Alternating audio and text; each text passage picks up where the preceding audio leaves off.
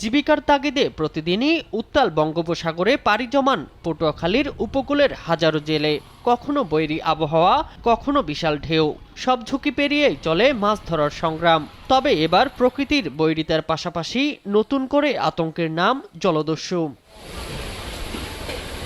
গেল ৫ আগস্ট ভোররাতে কুয়াকাটা থেকে দক্ষিণ পূর্বে গভীর সাগরের খাম্বাবয়াবাতি এলাকায় এফবি মিম নামের একটি মাছ ধরার ট্রলারে হামলা চালায় সশস্ত্র দস্যুরা।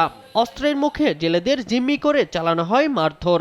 লুটে নেওয়া হয় প্রায় ৩.৫ লাখ টাকার মাছ, জাল, জ্বালানি তেল সহ বিভিন্ন মালামাল। হামলায় আহত হন ট্রলারে থাকা অন্তত ১২ জেলে। ৩০-৩৫ জন লোক, কিছু মানুষের উইটা মুগি আর ওই লোয়ার 5 এডি দেয়া মাঝি এবং বাগি করে সবারই আলে ফাতারিং ডাকতেছে। শুধু এফবি মিম নয়, জেলেদের দাবি গেল ১ মাসে আরো অন্তত ১০ থেকে ১৫টি মাছ ধরার ট্রলারে হামলার ঘটনা ঘটেছে। এতে গভীর সাগরে মাছ ধরতে যাওয়া জেলেদের মধ্যে ছড়িয়েছে নতুন আতঙ্ক। মৎস্যজীবীদের অভিযোগ, উপকূলের কাছাকাছি এলাকাতে জলদস্যুরা সক্রিয় থাকলেও তাদের দমনে দৃশ্যমান তৎপরতা খুব একটা নেই।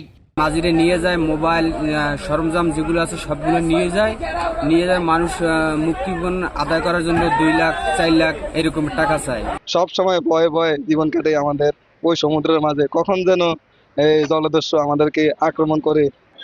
এখন আবার জলদস্যুর জন্য সমুদ্রে হামলা হচ্ছে, জলদস্যু বোট নিয়ে যাচ্ছে, বিভিন্ন ধরনের ঝামেলা হচ্ছে। তবে কোস্টগার্ড বলছে এসব জলদস্যুদের ধরতে নিয়মিত অভিযান পরিচালনা করা হচ্ছে। কোস্টগার্ড মাঠে নাই এটা ভুল, আমরা আছি, কিন্তু ওরা তো কাজ করে সব লোকচক্ষুর আড়ালে। এদিকে মৎস্য বিভাগ বলছে জেলেদের আধুনিক মনিটরিং ব্যবস্থার আওতায় আনার চেষ্টা চলছে। এই ব্যবস্থায় জেলেদের আনা গেলে সাগরে কমবে জলদস্যুদের তাণ্ডব। বাংলাদেশ সরকার চেষ্টা করছে যে তাদেরকে আধুনিক একটা মনিটরিং সিস্টেমের ভিতরে নিয়ে আসার জন্য।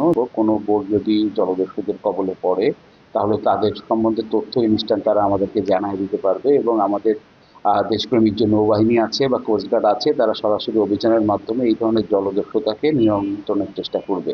মাছ ধরার পাশাপাশি সাগরে নিজেদের জীবনের নিরাপত্তা নিশ্চিত করতে কার্যকর ও নিয়মিত টহল জোরদারের দাবি উপকূলের জেলেদের। শামীম হোসেন, নিউজ ডেস্ক, দেশ টিভি।